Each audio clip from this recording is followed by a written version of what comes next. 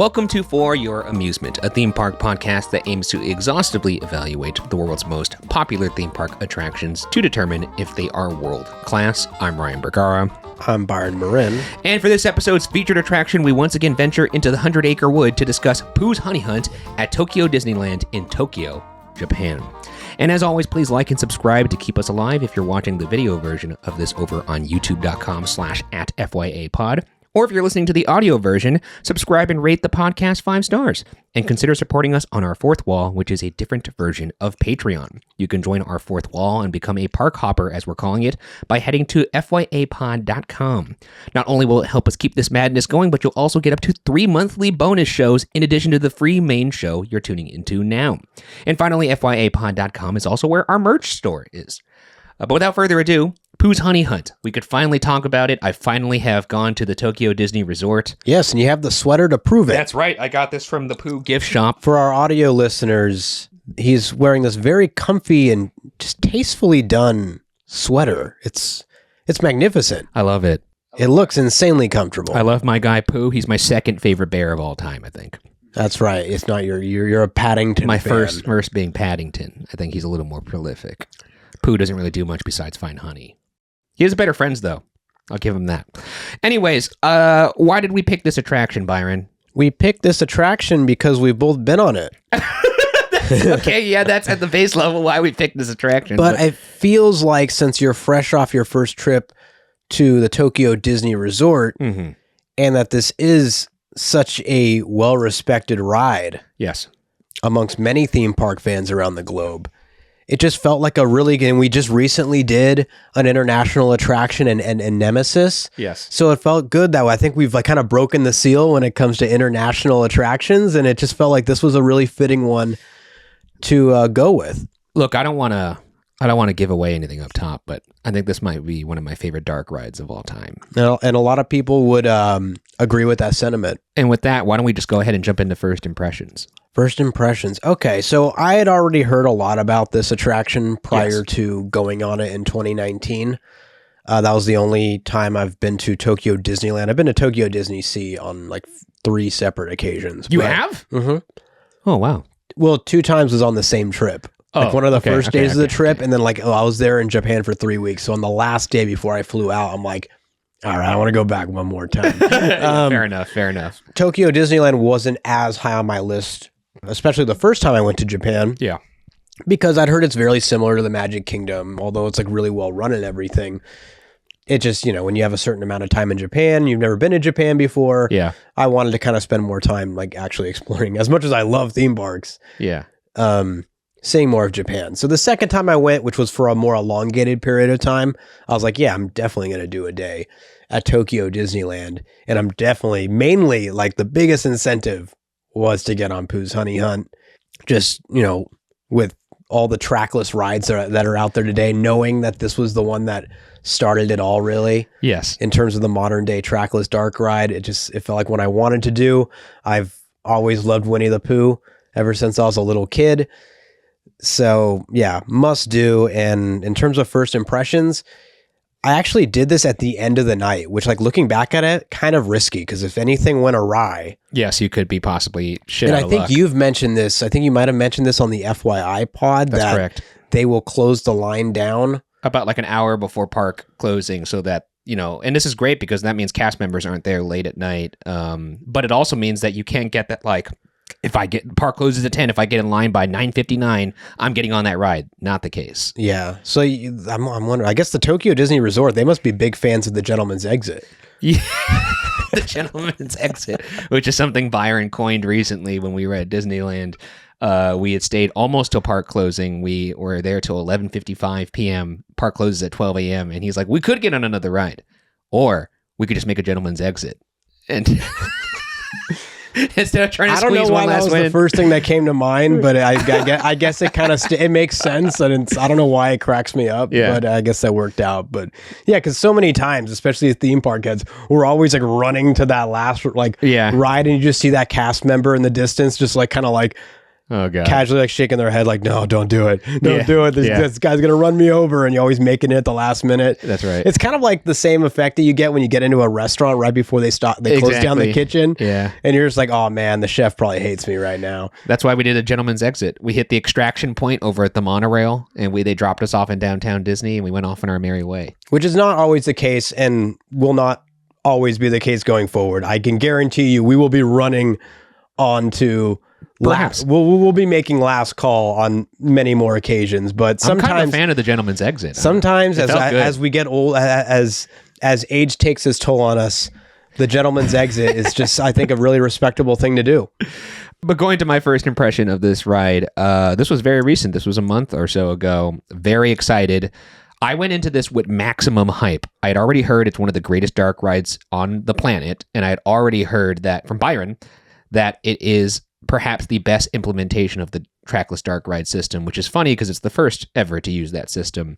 So I went in with very, very high expectations, and I was still blown away. First off, I will say I love this IP. I've always been a big fan of Winnie the Pooh and all his pals. Grew up with them. Paddington actually came into my life later. So I always have a soft spot for all my little friends from the 100 Acre Wood.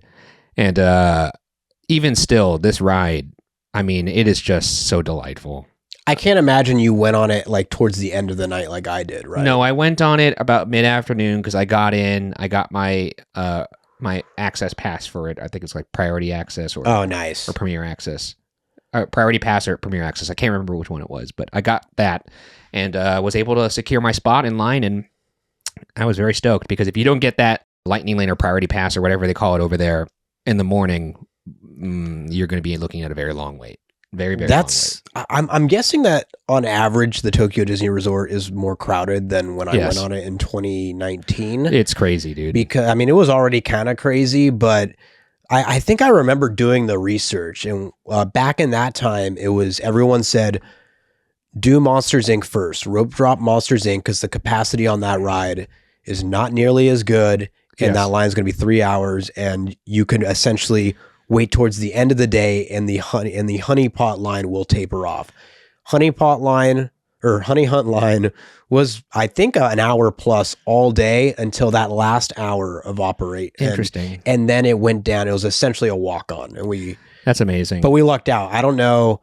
It wasn't that for us. It was. I don't know if I would have. I don't know if I would have taken that same risk today. No, we rope dropped. So we got at the park at like 8 a.m. so that we could get into the turnstiles by 9 a.m. so that we could secure our pass on our phone, because you can't get passes on your phone until you go through the turnstiles. I talk about this at length in the FYI pod, so if you want to check that out, it's over on Fourth Wall, about just the system of what you have to do. Like, for instance, the next day for Disney Sea, I got there at 7 a.m., which was 2 hours before park opening, and sat outside and, waited in line for 2 hours outside the park just so I could get into Fantasy Springs. An ordeal. Either way, I ended up rope dropping Big Thunder because I knew I had a pass for this. In retrospect, I probably should have just hit Pooh first and then lapped it the second time with my pass, now knowing how much I loved this ride, because I was not able to get on it a second time, which was very sad. But when I got off it, I was blown away. It was delightful. My wife loved it too. Yeah, goes without saying, easily the best Winnie the Pooh ride in the world, and arguably the best dark ride in the world. So it's really something. And I gotta say, since we've only been on it once, I definitely had to revisit some POVs. Oh man, I did too. It was awesome. There's so much to take in, but there are just particular moments that are still that have just been core memories since that ride. So it was fun revisiting those, but it was really fun taking in. There's so much going on. Oh no, it's so alive. And I remember after I got off that night when I went back to the hotel, I was so stoked to get in bed and watch a POV of it, because I can now. I don't run watch it back immediately. I don't watch ride POVs unless I've gotten on the ride, and I've always been tempted to watch this one. And so now that I finally unlocked that achievement, I was like, okay, now I can watch this on POV as many times as I want. Which is so wild, because prior to this, we had both been on the Florida iteration, the California iteration, and in many ways, it hits a lot of the same beats. Yeah. Yet it is such a different, improved ride. Oh, it's so good. Now, before we get into history here, I want to say, for both history and fun facts, very tough to find information on this ride. I think that's because we're probably not on the Japanese internet, I guess, if that's what you want to call it.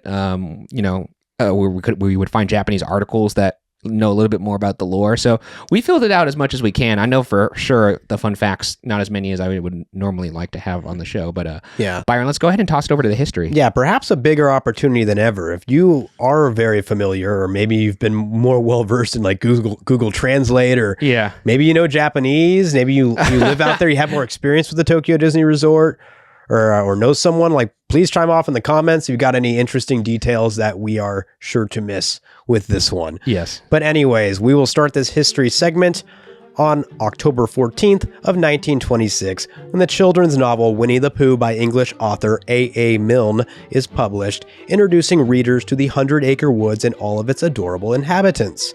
Fast forward to 1966, and what you get is a 26-minute animated featurette adaptation of the original book's first 2 chapters and produced by Disney, entitled Winnie the Pooh and the Honey Tree. In 1977, this featurette would be accompanied by the likes of Winnie the Pooh and the Blustery Day and Winnie the Pooh and Tigger 2 to get stitched together into what was released as Pooh's first feature-length film, The Many Adventures of Winnie the Pooh. The timing of this release came just as plans were brewing amongst Disney Park management and Imagineering to update Disneyland's version of Fantasyland. At the time, Pooh was the Walt Disney Company's shiny new animated toy and was rumored to be a top candidate for replacing Fantasyland's Mickey Mouse Club Theater. However, Pooh would never make it into the final plans for Fantasyland's 1983 renovation, with the Mickey Mouse Club Theater being replaced by Pinocchio's Daring Journey, which, funny enough, opened as the second iteration of the classic dark ride. That's because Fantasyland's new opening was on May 23rd of 1983, just over a month after the April 15th grand opening of Tokyo Disneyland, a park that we will return to on this history segment very soon. By the 1990s, with the help of more straight-to-VHS releases of Winnie the Pooh, the silly old bear was gaining traction again, which once again led Imagineers to the drawing board to find a way to get Pooh into Fantasyland. The challenge with this was that Fantasyland at Disneyland had very limited space and old buildings that would have been incapable of housing an attraction that could handle the size and demand they believed a Pooh ride would need at the time. It is also important to note that during the 1990s, Imagineers considered bringing a Pooh dark ride to the soon-to-be Mickey's Toontown. Although this never came to be, the ride system, which would have featured spinning honey pots, were used for Roger Rabbit's Cartoon Spin, which opened with Toontown in the location where the proposed Pooh ride would have been. All that being said, Disney found their opportunity to bring Pooh to Fantasyland. However, he would be taking residency at the Magic Kingdom. And at what cost, you may ask? Well, this came at the expense of the beloved Mr. Toad's Wild Ride in September of 1998. Although the closure of this ride was met with protests among dozens of park fans, the Magic Kingdom gets The Many Adventures of Winnie the Pooh on June 4th, 1999, a slow dark ride that takes guests through many of the iconic events of the 1977 film. During this same period of time, Imagineers were also hard at work with the development and construction of the upcoming Tokyo Disney Sea. It is important to note that the resort's owners, the Oriental Land Company, had simultaneously tasked Walt Disney Imagineering with creating an e-ticket Pooh attraction for their main castle park. In theory, this would minimize a potential imbalance of attention that was expected to be garnered by the upcoming sister park.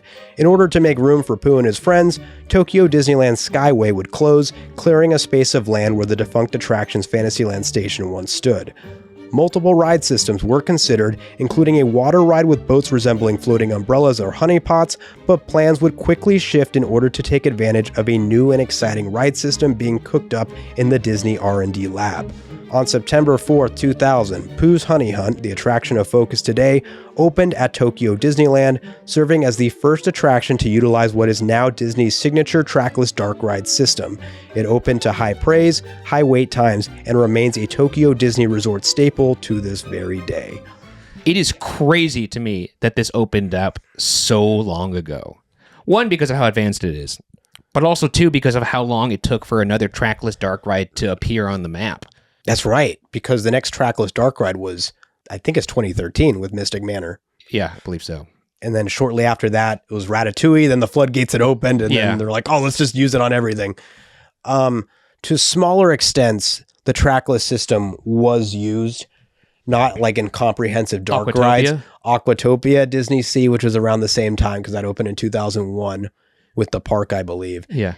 And then after Cars Land opened, when Luigi's Flying Tires didn't work out, Yeah. I believe that was also around shortly after, I think maybe probably around 2015, let's say. Yeah. They changed the flying tires to Luigi's Rollickin' Roadsters, Yes. which also uses the trackless dark, or it's not trackless dark ride, but it's the trackless ride system. Yeah. It's just kind of more in one set space and the cars dance around each other. It's Incredible. It's not as complicated, comprehensive, and overall. A ride that you'll never be able to impressive. ride and never will ride. That's right. I did a Byron in the Parks live stream where I attempted to finally get on it because it was the holiday overlay. Because I'd been on the flying tires before. I just never got around to doing the Rollickin' Roadsters. And I kept going back throughout the night to try and get on this. The line was either too long, it was broken down. There's a running joke that came about because we went on Radiator Springs Racers and we went to the Ramones side when they split those tracks up. So the running joke became that Luigi was trying to spite me for choosing Ramon over him in the Radiator Springs ride. And then at the end of the night, because we went on this like impromptu just romp around the park, we finally get on Luigi's, only for it to like halfway through the ride to just abruptly shut down, and like the person just comes like, please get out, like in more like happy Disney speak, but it was like you immediately shall not pass. So I don't think I've never completed I've just never completed a circuit on Luigi's Rollickin' Roadsters. So we have beef. And you never will. I'll see to it. Let's move on to the fun facts. This ride is about 4.5 minutes long with an unknown top speed and ride capacity, which I found to be kind of hard to find somehow. I thought at least the ride capacity would be easy to find, but no such luck. These pots do fit 4 people per honey pot, 4-ish. Now, this is not confirmed. I would have to go find some sources, but I remember hearing that the mandate from Oriental Land Company to Disney Imagineering was we want an e-ticket ride that's around 2,000 riders per hour. Well, there it is. So I don't know if if it sticks to that. That seems a little ambitious, just if you were to compare it to other trackless dark rides. Well, also, if you look at the lines, I would assume they did not hit the mark there. I mean, I don't know, but the demand is so high as well. So. That's true. That is true. But at least at one point, the goal was to get it to be around 2,000 riders an hour. This ride has a cost of over $130 million at the time, which adjusted for inflation is about $238 million today. So they spared no expense, as the Oriental Land Company often does not. Well, I believe they were on board once they found out that this system was being worked on. I think they footed, once again, it just gets really gray, but I'm sure they had something to do with a lot of the R&D costs. Yeah. I think also the removal of the Skyway is also included in that cost. Yeah. So I think Oriental Land Company had something to do with footing that bill for developing the ride system. That's amazing. And then Disney probably eventually was like, thank you, we're going to go use it on all our domestic parks. Yeah, exactly. Oh, we have Tokyo Disneyland, or no, we have a Disneyland California that could use a Pooh ride over. We're have it take place of Country Bear Jamboree. Ooh, yeah, we'll just clone over the Disney World version instead because that is way cheaper. Yes, it will. Because that's what's fucking crazy is they had this ride tech in 2000, which means they technically could have used it, maybe not for Disney World's version because that was developed at or maybe just before they finished the development of Tokyo Disneyland's version, but they definitely had it available in time to put it into Disneyland California, and they chose to go with the Disney World version. Which we could have had a pair of trackless twins. Yes. We could have had Pooh's Honey Hunt next to Rise of the Resistance. But also, once again, this is early 2000s Disneyland California. Let's think around the time California Adventures opening. I get what you're saying, yeah. Yeah. Not a lot of money to throw around. No, this is the Pressler days. This was the first trackless dark ride in existence, meaning there is no restriction of movement for these vehicles, which use LPS, a local positioning system in which Wi-Fi is employed to communicate vehicle location down to 1/8 of an inch to a computer. This is also I've seen referred to as GPS, but LPS is what I see it more prevalently mentioned as. Part of the reason the system was invented was to make the attraction a technical marvel that would appeal to all ages, which was once again a mandate by the Oriental Land Company. Within the book facade are actual words that foreshadow what you'll experience in the attraction. I did catch on to that a little bit when I was standing in line for this bad boy. It's fun. I was also surprised it was in English because the ride itself is in Japanese. That's right. Well, all the text, you mean? The text is in English, but the spoken word is in Japanese.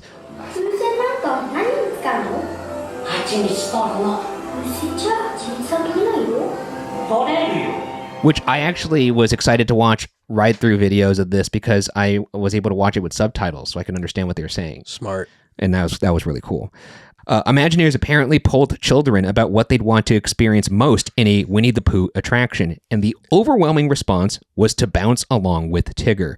To accomplish this, Imagineers had to develop a system, and rather than having the ride vehicles move up and down, they developed a floor that would. A very, very clever way to make it feel like you're bouncing, which is such a cool part of this ride. It's so fun. It's so amazing. It's like, how could you not just get super giddy when you're bouncing up and down with Tigger? I also love Tigger. He's one of my favorite characters of all time. I like him more than Pooh. He may be the only one, but at least you get to bounce with Tigger. That's true. It's very good.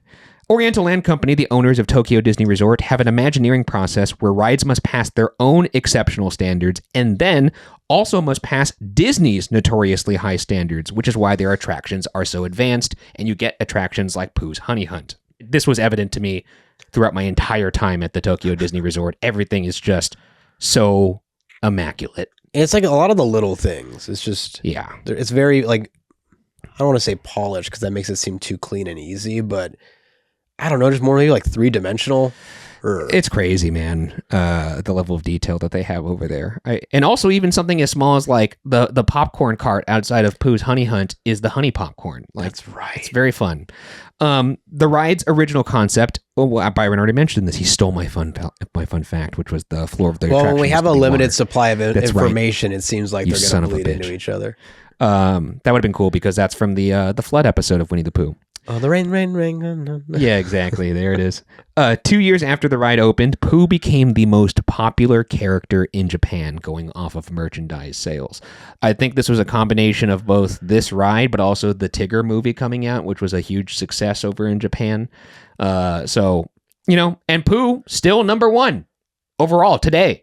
Number one seller for merch, which is shocking to me. Take that, Duffy. No, Duffy's pretty cool. Duffy's pretty big over there too. That's a juicy exclusive for Tokyo, right? Tokyo, I have to say in general, if I was going to go off what is the most popular character in Japan, I would have to say it's probably Snoopy, honestly.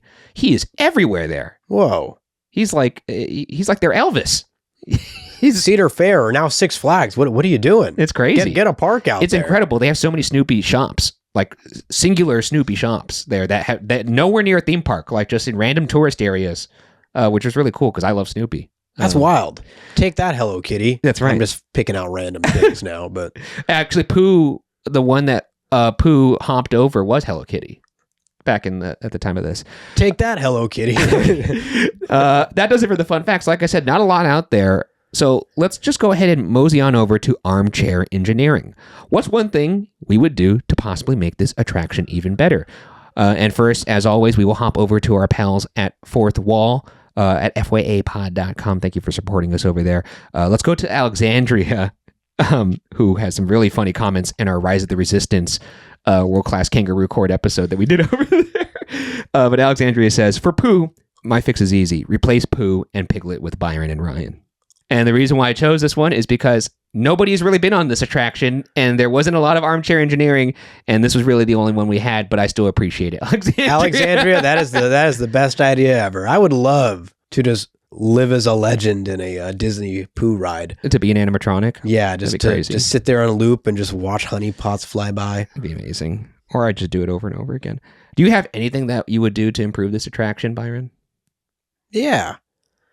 I mean, it's not a whole lot. It would just, I think it could maybe that's falling into the bad, but I think it could maybe use an extra scene with or maybe not an extra scene, but I feel like with this trackless system, having like a legit raining storm scene.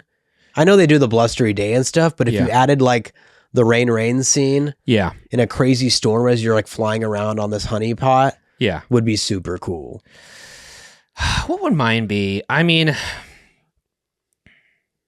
it is telling a story. I just wish it was a little bit.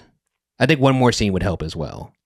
But honestly, there's not much I would add to this ride. It's pretty awesome. Yeah. And I don't think that's like a big slight on the ride just not having a scene. I think you just want to be in there forever. That's the thing. That's true. So, because, yeah, maybe it doesn't have as many like show scene rooms, but there's scenes within scenes. And I'm sure we're going to get to that in the good and the bad. We are. Which we're going to get to right now, actually. We are flying through this episode right now. What are the good and the bad things about this ride? Let's start with the good. The animatronics in this ride are absolute perfection. I think, I don't know, they might be my favorite animatronics I've ever seen on a dark ride. Whoa. Honestly.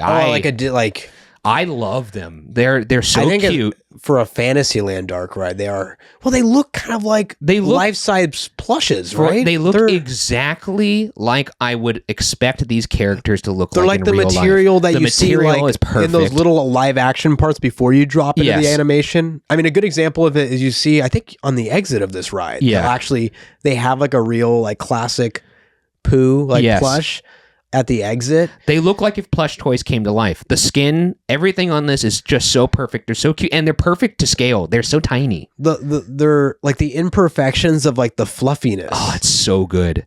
It's wild. I squealed when I first saw Pooh.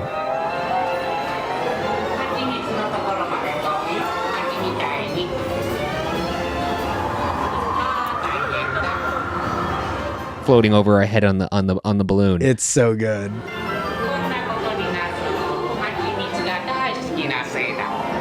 I was so stoked to see Gopher too. I love Gopher. He's probably my second favorite Winnie the Pooh character, just because he's so meta. Oh wait, no, not Gopher. I was thinking of Eeyore. Sorry, we'll get to Eeyore later. But Gopher does pop out of a hole. He pops out of a hole that gets it blown out of.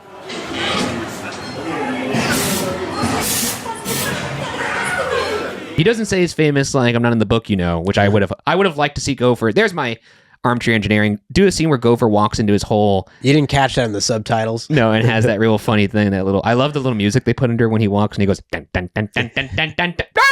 He falls down the hole. It's really good. Not in the book, him and his summer squash. But one of the things, my next good I wrote is proximity to the animatronics and the show scenes. Now, that is one of the things that made this trackless dark ride system really shine. And I think it's one of the reasons why they developed the trackless dark system, because when you're on a typical pretzel dark ride, you're facing forward, you're moving on a pre-selected path, you can't really get that close to these scenes. With this trackless dark system, these ride vehicles move really, really close to these show scenes. Like close enough that I almost feel like you could touch them, which is why I don't know if you could do this in America, to be honest, because I feel like a lot of American audiences would try and grab these folks. Like when we were on this ride in the Heffalumps and Woozle scene and Pooh was floating overhead, we were one of the lucky honeypots that was actually right under where Pooh's floating in that room on the balloon. Oh, nice. And I could have touched Pooh. And I was like, this would never happen in America, I feel like, because we can't be trusted with nice things. I feel like we would reach out, grab them. But in Japan, everyone is so respectful. So I feel like they would never dream of doing that. But the proximity to these show scenes was so awesome. Like you're snuggled up to these guys, and yet the room also has a lot of scale. That first scene is pretty huge. The thing is, it's one room, but you're experiencing multiple scenes. It's kind of crossing over. It's it being so random. And this is a really good point you brought up, and that kind of segues into what I love so much about the ride system, but particularly this ride system for this ride that hasn't really been matched in the trackless dark rides that are domestic, is that it really feels like, as opposed to the trackless system being all like the main thing about it, it's almost like they were thinking, what can we do with the physical space around us now that we weren't able to do? So you get up close, you cross the same area, you did the randomization of it, spending extra time up close to these figures. Yes. Yeah. It seems like, in addition to just developing a really good ride system, they thought, oh, now we could design the space around it to do things we never could before. Also, One of my biggest critiques of trackless dark ride systems, which I actually don't think I've ever really aired out on this show, is a lot of them, as cool as they are, and the movement's obviously awesome, and it allows you to be in these very big, expansive spaces. The downside of that is when you have a trackless dark ride system, you then just see a mass concrete floor, essentially. Yeah. And it's not good looking. Like, it's not like, it's like it literally just looks like concrete. You see this in, especially Mickey and Minnie.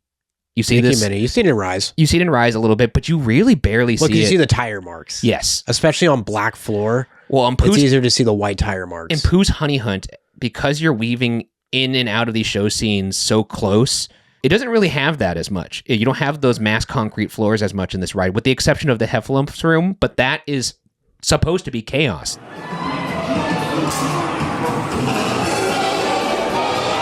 You're seeing all the pots kind of interweave with each other, stopping at different elements. Like there's that one element of like the guy lighting the cannon. Oh yeah, the guy in the marching band outfit. Marching band outfit. There's also like the mirror that you see where Heffalumps popping up on the mirror. Oh yeah. Kind of like a Pepper's Ghost type projection in the mirror, so you can also see yourself in the honey pot. Yes. And this Heffalump like dropped its trunk down into our honey pot and basically just started sucking all the honey out of it. Yeah. It was like pulling like a There Will Be Blood, drinking our milkshake. That's incredible. But I think there's other features that it does include. It's like random. You might get a different animation. No, and certain pots, you see these effects up close at certain different times. That Heffalumps room is like the perfect example of controlled chaos. Oh yeah, it's an absolute showstopper. And also, there's Pooh floating overhead as he is floating overhead in all the scenes on his balloon. Like he's just, because I don't know if you know this, at the beginning of the ride, well, he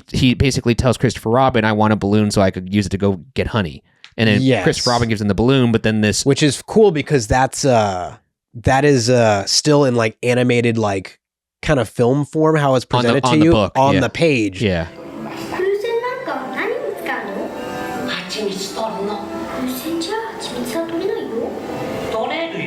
And then after he hands Pooh the balloon, you enter into the real book, like into the actual scene where all of them are three-dimensional. And then it's a windy day, and now he's blown through all of these show scenes. And next thing you know, he's actually flying over your head. It's crazy. It's beautiful.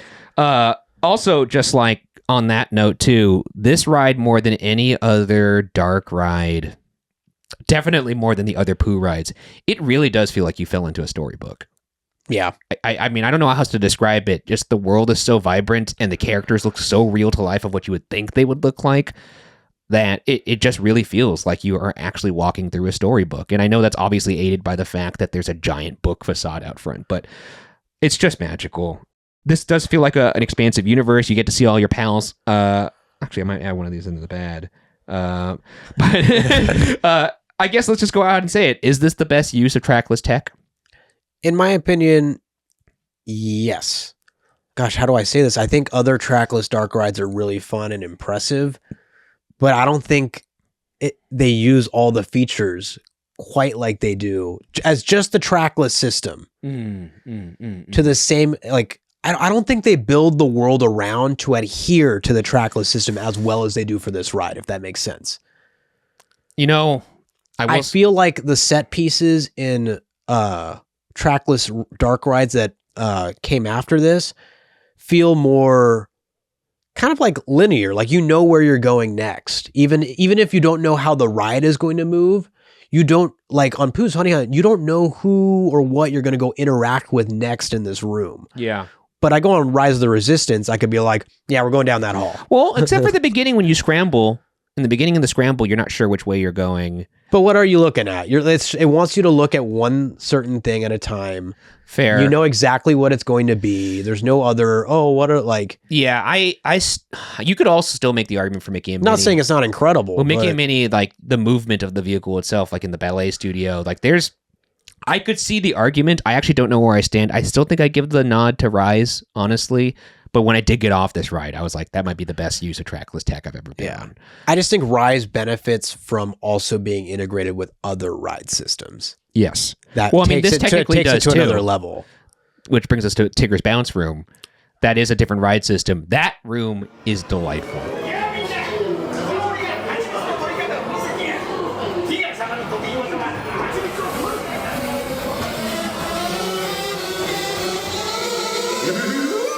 俺様はティガ世界一の虎弾む体おしゃれな尻尾ぴょんぴょんどんどんジャンプする世界一の虎は俺一人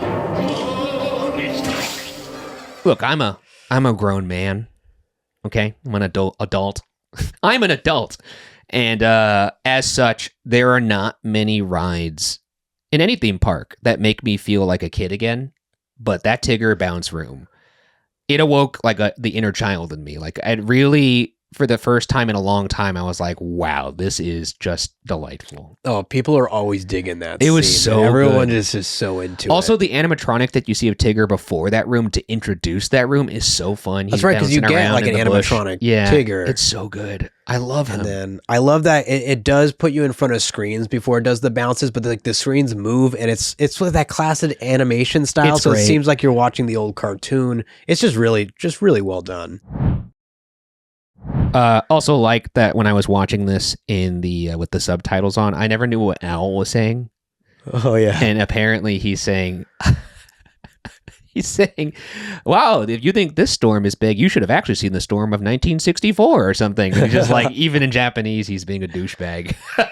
Al's a schmuck, man. He's like in the middle of that room too. Yeah, he is. He's such a blowhard. It's so neat that there's just so many eye levels that you can play with.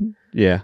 But the whole room, because like Owl's kind of like high up. He's there. high up in that tipping house. But they move you around there enough that you get time to go look up and interact with these different characters. Yeah. It's just so whimsical. And Also, the ride vehicles. I just love the ride vehicles. I love the look of them. I believe there actually is some tilt function to these, unlike the honey pots that you have.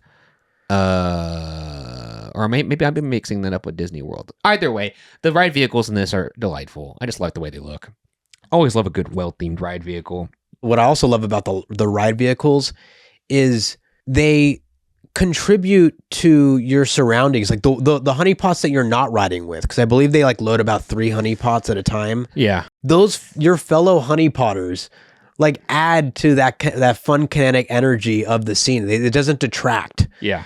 Where like sometimes other trackless ride vehicles, you're just like, oh yeah, I get it. Like you had to load more people and we all have to be in this scene together. Yeah. But just seeing these other honeypots floating around with you, it just, I don't know, it adds to the charm. It's amazing. And I guess the last good I have here is the flying Pooh is just executed to perfection throughout this ride. Every time I see it, that's the first thing you see when you go through the storybook.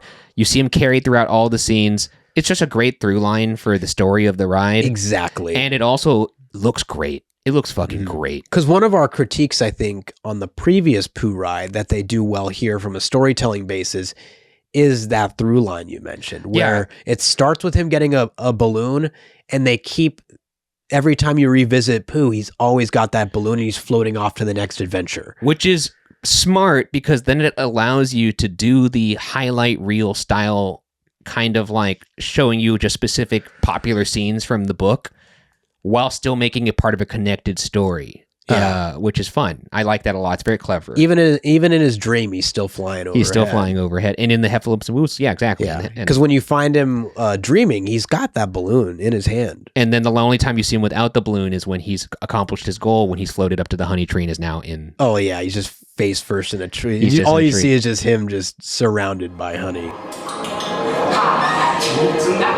大好き食べるが美味しいこ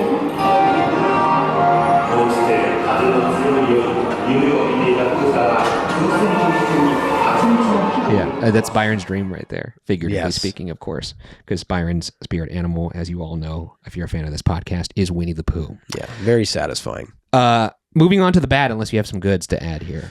I will say that the transitions in between these show-stopping scenes are done almost about as good as you can do them, I think. Yeah, I agree. Even like once again, they actually do a good job with this, to give credit to the domestic parks of, the Peppers ghost flipping Pooh into the dream sequence. They will, of course, do it well here.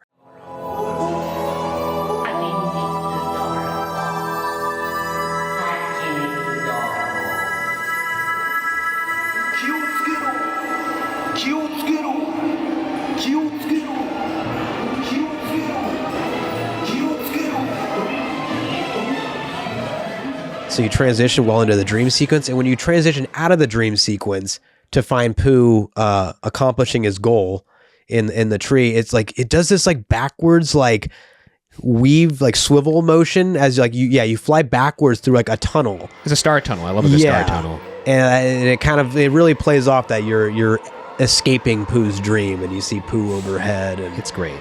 yeah, so good transitionals. Give it credit for that. No, I agree. And moving on to the bad here, not much. I did write more pals. I did I wish I saw a little bit more from the rest of the pals of the 100 Acre Wood. You really only see them once. Like if you're a fan of all of the folks in the 100 Acre Wood, like Rabbit and Piglet and Eeyore and Tigger. Tigger has a good show-stopping moment, so he's pretty satisfying. But, I would have liked to see a little bit more of all the rest of these guys. Like, I wish the ride was longer and I just saw them a little bit more, because really you only see them one time in that beginning scene, and that's it. Rabbit's getting blown off the tree almost, or he's holding on to that, like, I think, like his garden. Eeyore's house gets knocked over by Winnie the Pooh.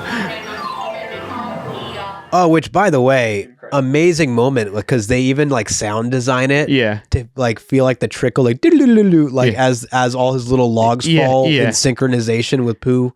Like obviously Pooh's not actually hitting the logs, but it sells it really well. You know what Eeyore's saying right there? Oh gosh, I forget. He says, "Thanks, Pooh." It's pretty good. Oh, poor Eeyore. I love it. The next bad I wrote. But that's a good point. Like they all get like an intro, but it would be cool to. I'd like to see him a little bit more. They get a great intro, but then there's no follow up. Especially because they're so cute to look at. Yeah. The queue is not great for this, in my opinion.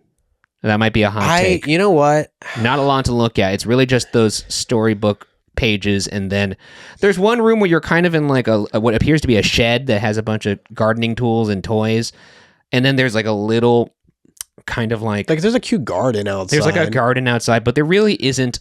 I don't mind the facade. I actually like that. And I think it's really true to the Winnie the Pooh franchise to have it entering a book and to have the big facade being. Well, what I would have liked then is entering the book immediately as you walk into the line, and now inside the book land, the queue could be based in the world of the 100 Acre Wood a little bit more, because what they chose to do is they made the queue in the. It's just a bunch of pages. It made the queue in the world of real life, and then you enter the book, and now you're in the ride. Oh, I see. That's why you have the garden. That's why you have the warehouse or the little shed, because it's in the real world. I would have preferred the queue to be in the 100 Acre Wood, and that way we could have a little more fun in the queue, because it's kind of bland to me.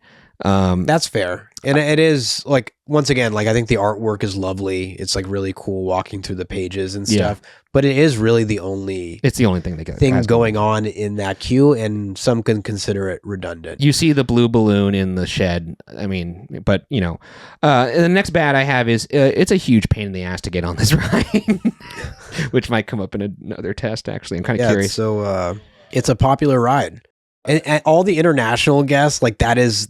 In a way, I mean, I know we have Pooh rides domestically, but it feels like a Juicy Sclusy. So it does. For international guests, and even the guests there that love this ride, clearly the sales of Pooh merchandise, insane. I will add a bad that just this kind of goes, it's on par with the queue itself, where the loading area is all right, but it's loading area is not spectacular. You got the mural of the 100 Acre Woods. It's very, at least. It's Fantasyland-like. Exactly. Yeah. It is authentic to the classic Fantasyland That's style. why I don't dock it for that, yeah. But it is also simple where, I mean, then again, when you're able to deliver with such a, as Disney puts it, it's funny, Disney actually describes this as, even on like their websites, as a more elaborate version of the Pooh ride. Yeah, they're like there's no hiding it. So since you get such an elaborate version of this Pooh ride, I think it's like okay, but like some consider it like, oh, it's kind of simple. Like, they could have had something more, I don't know, jaw dropping, but that's just a real big nitpick. Moving straight along to the world-class tests, we're already at the finale of this podcast. This is a rubric of 10 tests painstakingly devised by Byron and myself to determine if an attraction is world-class. To receive the highly coveted world-class pass, the attraction must pass 7 out of 10 tests. A score of 6 out of 10 leaves the attraction up for debate for world-class pass standing, and anything lower than 6 out of 10 is an automatic fail. I'm very curious how this ride's going to score, because there's a couple of them that I could already think of that I'm a little concerned about. Test number 1, the average tourist test. Would the average tourist have a hard time getting on this ride? Is there a long wait? Is there a complicated queue system? I'm torn on this one. I have to be honest. Look, if you want to get in line for this ride, you could get in line for this ride. It's just going to be a long wait. Yeah. And it is one of the most popular rides at the park. Yes. So it is high on everyone's list of things to do. It is the ride to do, in my opinion, in Tokyo Disneyland. And that's even with the inclusion of the new Beauty and the Beast ride. Wow. That's saying something. I haven't done the Beauty and the Beast ride. I'm very jealous. Yeah, it's very good. But Pooh's better. All right, good to know. Once again, the Tokyo Disney Resort, I feel like 3/4 of the rides are like an hour long, like all the time. Yeah, it's hard to get on these rides, and I will say the system to get priority pass or premier access, I believe this one's premier access for my recollection. It might be priority pass. They switched it a couple times, I believe, but either way, to get a pass, you have to be in the turnstiles by park opening at 9 a.m. and there's usually a line. You better be there by 8 a.m. outside to get, into the turnstiles by 9:15, because by this ride will usually run out by 10 a.m., 10:30 a.m., and I would feel like the average tourist probably ain't going to get there until 11. At least the average foreign tourist. The Japanese public seems to understand the system, and most of the people that were standing out in line, in front of the turnstiles with me were locals. So, they're dedicated. They know man. they know the system. You show up an hour plus before, you'll have hundreds of people in front of you already. It is a country of theme park heads. It's even like I would say, Disneyland, Disney World. You think that's confusing? You graduate to the Tokyo Disney Resort. Like even for me, who's a sicko, it took some research and some real commitment to get on the stuff that I needed to get on. Do you think that's like, for example, if someone's traveling to one of our domestic parks, though, don't you think there's like extra hurdles? Not as much as the language barrier and just not being familiar at all with the system. Where like for us, like we've like the moving goalposts, like at least like we have like a big foundation set, so like we get a little new rule at a time, so it's easy for us to adjust, so it doesn't seem too overwhelming.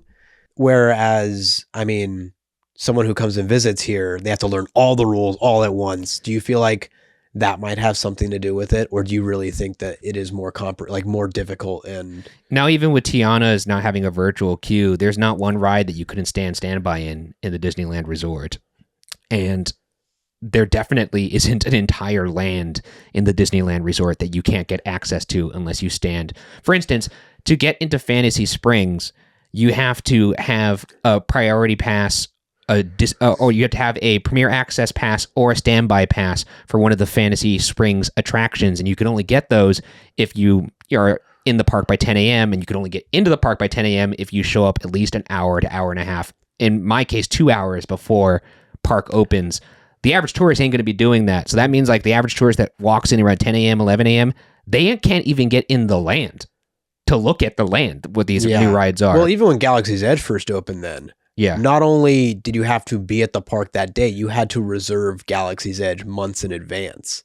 Oh, yeah, that's so true. People could just show up to the park that day and be like, oh, what, you didn't get a reservation for this land online months in advance? Wait, you needed a reservation to get in the land, not just the ride? The land, yes. Oh, interesting. So like before Rise of the Resistance. Remember, we went on the first day open to the public, but we got that reservation months beforehand. Oh, you're right. That's true. I remember we had to stop and check in and get the wristbands and stuff like that. Yeah, Fantasy Springs at the time of this recording about 4 or 5 months old. So yeah, maybe that'll change. Someone who's like traveling from abroad to Disneyland, how the hell would they have figured that out? But even still, like you aren't going to get on those attractions. Yeah. In general, unless you're there early. You know what? You do make a good point in the sense that I went in 2019. Yeah. And it didn't feel that difficult to understand. Whereas now, just everything I'm hearing through the grapevines, I just feel overwhelmed. Like, oh, it was overwhelming. I have to look like I need to relearn the entire system because all of it's changed. Like when I went there in 2019, paper fast pass. Well, this has obviously turned into a bigger discussion of the Tokyo Disney Resort at large, but as it pertains to Pooh's Hunny Hunt, technically you can stand in the standby line. You're probably going to be looking at a long wait. If you're able to scan in and get, a priority pass or premier access, whichever one it's on right now, by the end of the day, then you could do that. But I have one more thing to add that I didn't add after the history segment. Which is what? The wait average time? wait time according to ThrillData.com. Oh, okay. Well, I mean, I don't know if I trust ThrillData.com for Japan resort, but I'm going to say it's probably an hour. They have it at 31 minutes. That's insane. I don't think so. Once again, I think, especially with Fantasy Springs, the resort as a whole, especially after post-pandemic, you have a lot of people with that travel bug. Yeah. Also, for us domestically, Japan, very advantageous to go to. Yes. The exchange rate is much more in our favor than it was when I went in 2019. That's where it was fair. still fairly crowded, but I mean, I will say I walked on this ride. That's crazy. I like literally walked on this ride. Well, then during I the guess last like hour. So I think right now it's probably like, I'm not going to say like what I guess what I'm trying to say is that despite it usually being an hour plus wait, there are clearly windows where it's under that. And I think more often than not, people are going to be okay and are just happy to have the opportunity to wait the hour. I'm curious. Let's just check. This would be 7 p.m., 7:30 p.m. to be exact in Tokyo Disneyland. This would be a pretty good indication because this is right around the time where that wait time should start winding down. Should start. Oh, no, it's 7:29 a.m. Oh, so it's not open yet. But either way, it is priority pass. So that is actually, you don't actually have to pay for this ride. It's just you still have to reserve it as if like, back in the paper fast pass days, it's just on your phone now, but you still have to scan in to get that pass reserved because they run out very quickly. All that being said, 30-minute average time. You had a walk-on experience. I did not. It was pretty long, and it seems to be longer nowadays, but I think you could sneak this through by saying that you could just stand in the standby line if you really wanted to. I think just because of the demand of this ride, you're going to do it. Yes. Like, I don't think it's not like one of those flight of passage situations where it's like, oh, wow, like I have to sacrifice a quarter of my day to get on this ride, or I have to rope drop this or else I'm screwed. Yeah. I mean, it gets there. It was over 2 hours when I was there. That is wild. So that is wild. Yeah. I don't know. I'm really torn in this one because I've heard anecdotally from you and other folks online that you can accomplish this, by standing in, stand by like later in the night or, perhaps in a more off season, but it was tough when I was there. So I don't know. I guess I'll pass it, but I don't feel great about it. I don't feel great about not passing it either though. So I'm a pretty good pass, but then again, I'm biased because I didn't have to wait for it. Then I'm just gonna pass it. Then I feel better about passing it than. And you know what? Give it once things kind of calm down a bit, potentially with Fantasy Springs. You also got to keep in mind that they're without a Space Mountain right now. That's true. That'll also suck some capacity. That one, especially when that's going to be super popular when it opens up. You want to know how long Beauty and the Beast was when I was there? Oh, that's a good point because Beauty and the Beast is kind of that's the shiny new toy there. So Beauty and the Beast was probably like 3 hours. 3 hours and 15 minutes. Yeah. Yeah. So we had to make sure to get to the Premier Access for that. So that sounds like a ride. So that's what we did. We did a Premier Access for Beauty and the Beast, and we did Priority Pass for Winnie the Pooh. Priority Pass is their version of Free Fast Pass. Premier Access is their version of like pay per ride for the individual rides. Moving on. That's a pass, 1 for 1. Test number 2, the Leslie Stahl test. Would you be willing to wait 60 minutes for this attraction if you've been on it already at least once? Or if everything in the park was 60, would you wait for this? And this is why I stand by that first pass. Yes, me too. This is an hour wait. I'm waiting. Yeah, I'll wait it too. Mm-hmm. That's an easy pass for me. Yeah. Moving on. Test number 3, the smartphone test. Does the queue of this ride have enough to keep you off of your phone? This is a fail for me, honestly. I got to agree. Like, once again, I essentially just walk through the queue, so it's just delightfully like, yeah, this is beautiful, cool, whatever. But if I was sitting in that the whole time... No, and especially how beautifully rendered the world is inside the ride. There's no reason why they shouldn't have done that in the queue. And I've seen them do this in the queue in other rides, so... It's fine, but for how often it does have a wait, and it's once again, not a lot going on. It's kind of redundant. It's cute, but then it's going to lose its charm pretty quick, and you're going to start looking at like, oh, what are we going to be doing next today? Let me start using my phone. Yeah, the Beauty and the Beast queue, once you get inside, it's pretty elaborate. Yeah. Okay. Yeah, so I feel good about this not being a pass. Sorry, Pooh. Sorry, dude. It's all right. You're already off to a better start than the other Poohs. That's right. Moving on to test number 4, the Tony Stark test. How innovative is this attraction? Does it push theme park tech forward? Well, it started the trackless dark ride technology, so yeah. I mean, I guess you could make an argument that Aquatopia was around maybe first or around the same. No, it wasn't.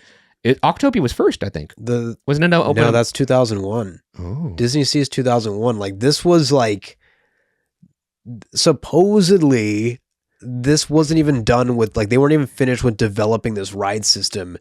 And once they got wind of it, they're like, oh no, like, that's it. That's like why the boat system potentially stopped. Once again, I'm sure there's a lot of gray area. A lot of it could just be like theme park folklore. But from what I've gathered or what I've heard is that this was very much no, that's the ride system we want. Let's expedite figuring this ride system out and getting it ready for this specific ride. Yeah.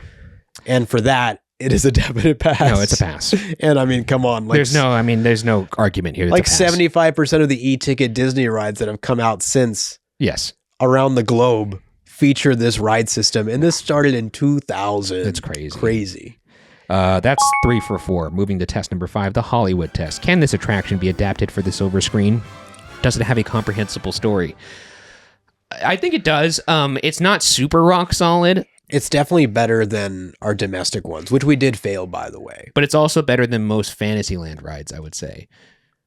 It is. And like you said, it does have, I think, the balloon exposition and through line and how they see it through. Because like the thing is, our domestic versions, they have like little slices of life, scenes that are happening in Pooh, but you don't really understand. Like there is no through line. No. It's just this happens. Oh, this is happening over here. They're like, whereas this one, like you're following Pooh's journey, whether it's in reality or through his dreams to ultimately get to his goal of achieving a honey pot. Is it basically picking up on a lot of like, which is basically the premise of almost every single episode or Pooh film? Absolutely. But I don't think it should be discredited for that. You're getting an authentic Pooh experience. It's a very simple storyline, but it is comprehensive and I think it's easy enough to follow. Also, what's interesting is almost a lot of Fantasyland dark rides, I mean, at least they started this way. They were made to be telling you the story through the POV of the main character. Like you were Snow White or you were Mr. Toad or, you know, and Pooh's Honey Hunt in a large way is kind of that same story, except you actually see him moving through the story. Like you're not through his point of view. You are literally chasing him as he goes through this story. Yes. All the characters are interacting with Pooh and you just happen to be floating around with him. So it's the best version of that. And I do think it should be rewarded for that. Yeah, that's a good point. So I do think it's a pass. It's a pass. 4 for 5. Moving on, test number 6, the Simpson test. How likely is this to be replaced with something new? 0 chance. No, 0% I think we had this debate as well with like the Pooh property potentially being phased out for Disney, but never going to happen. The merch sales are too damn good. No, it's too, and the ride is too good. It's too popular. It's iconic. It's like a part of like theme park history now. Yes. And there's obviously you said it was like a multi-hour wait, so it doesn't have any signs of losing popularity anytime soon. It's been around since 2000. That's crazy. That's crazy. Moving on, that's a pass. 5 for 6. Test number 7, the signature moment test. Can this ride hold its own without its signature moment? Is it a one-trick pony? I mean, you could say that if you remove the trackless system in general, like it wouldn't be as obviously not nearly as good. But I don't know if that's like that's once signature again, moment is it's more Tigger signature bouncing. feature than signature moment. And when it comes to actual moments in this ride, it's just like it's like a sensory overload kind of experience. I feel like the Tigger bounce room would be what comes to mind, or the Heffalumps. Dude, I'm a big. I mean, the Tigger scene. That's the thing. Is like they're kind of like neck and neck. Honestly, just the first scene, like Pooh flying over your head. It's first crazy. Time. Yeah. There's too many moments. There's like multiple signature moments that I feel like that are in that Heffalumps and Woozles scene. Yeah, that's fair. That you pluck one of these quote unquote signature moments out, you're gonna have so many other. I would be pretty bummed if the Tigger bounce room was gone, but yeah, I think there's enough. That would suck ass, but it would, that would suck ass, dude. But I wouldn't consider it a bad. I'd still consider it a great ride. Okay, then we're gonna pass that. 6 for 7. Moving on to test number 8. We're already in debate land, though, which I had no doubt we would get to. The premature detraculation test. Does this ride finish too soon? I don't feel like it does. No, I think it's pretty well paced. Once again, like I wish it was a little longer, honestly, but that's just because it's so delightful. it doesn't feel like a short experience. No. Because once again, like it doesn't have that many showrooms, but that's because they use showrooms very differently as opposed to whip you through it type fantasy pretzel dark rides. You get to spend time in the space. There's a lot more going on in these showrooms than your traditional dark ride. And you move around it differently. There's scenes within the scene here. It feels like a very proper length. The only reason why I want it longer is because I'm having such a damn good time in there. I agree. But I don't think that's a discredit to the ride. No, it's a pass. Moving on to test number 9, the exit hall test. Do you see people be physically excited getting off of this ride? Do they have that bounce in their step? I think so. I mean, it literally bounces you. Yeah, there's literally It's got a bounce floor room, that bounces you. Dude, Like I was so stoked when I got off of this. Dude, I might have been skipping off that. I fucking like love at this the end ride. of the night. Like your heart feels so full. As like a dark ride lover, this ride really just had the whole package for me. I loved it so much. It's just delightful, but it does give you this, I don't know, this whimsical It's whimsy and glee. boost of energy. Yeah. Yeah, you can't. Everyone's just having a good time too. There's like a sense of like community while you're in this ride. Yeah. That's forming. It's so damn good. It's a pass. I'm already going to write down what's going to happen in this next test, but we'll talk about it because it's the fine wine test. Has it aged well? Has your opinion of this attraction appreciated or depreciated since your first experience? Or if it's a new ride, do you believe it will age well? Well, this ride opened in 2000. It's now 2024, and ride systems are just now starting to catch up to it. And still, the ride systems that have caught up to it, you could arguably debate that this is still the best version of them. So, Or just utilized to the best effect. so It's seriously like, what are all the things that we could do to take advantage of this neat new ride system we've developed? And they did that here. even Rise or Mickey and Minnie, which I think are incredible rides, by the way, as more trackless dark rides come out there and more shiny toys come out and tricks and stuff, I could see those losing a little bit of their luster. But with Pooh, I don't think it's dependent on the tricks. I think, honestly, it's so delightful. It's a timeless attraction. 25 years old. It's so good. I think it ages so... I think it's aged as well as any attraction we've covered on this show. Can you imagine like a Fantasyland dark ride that's 25 years old that you're like treating like an e-ticket? It's crazy, dude. And not like a fake e-ticket like Peter Pan's flight over in Disneyland, where it has e-ticket weights, but it's like still. I mean, I love that ride. It's still- but it's- it's not. I wouldn't. I'll put it this way: this is like Pooh's Honey Hunt is an e-ticket in the sense that the spectacle of it works like a modern day attraction. It Yeah. still feels like it's ahead of its time.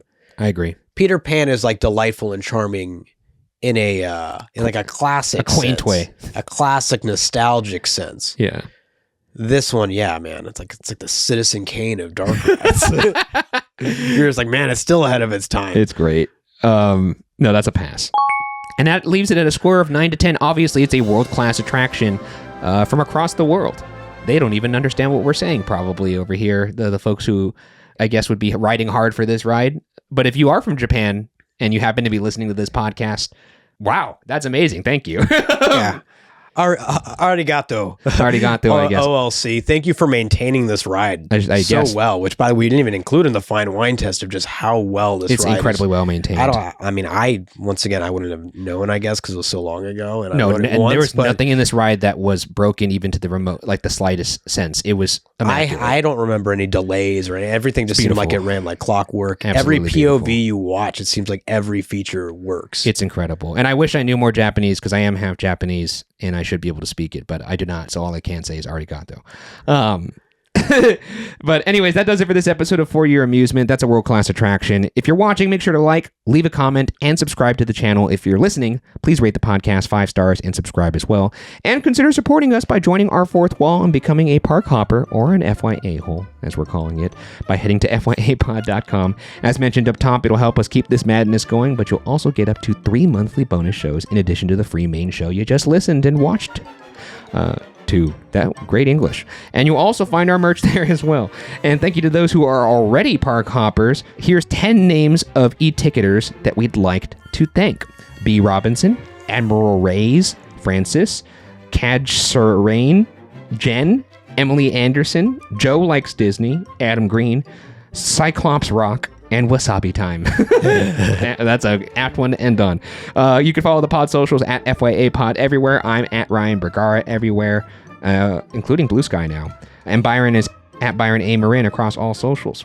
Thank you guys for spending your time with us, and enjoy the rest of your day, and we'll see you guys all on the next ride. Bye-bye now.